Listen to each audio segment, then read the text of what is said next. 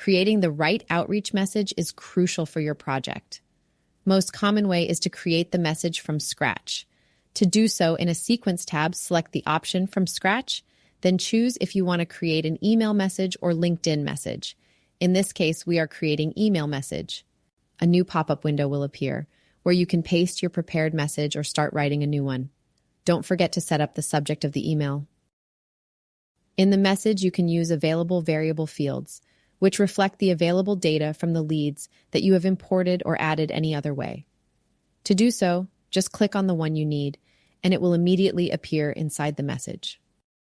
You can also use classical functions available in the text editor, such as bold text, bullet points, font size, or style. Moreover, Editor also allows you to add a picture or hypertext link. When you're done crafting your message, click on Save, and the message will be added into your project. After the first message is done, option to add follow-up will appear below. To add follow-up, below the text Add Step, select Email. New editing window will appear. Here you can choose after how many days you want to send this follow-up, and also if you wish to send it as a new email or in the same thread.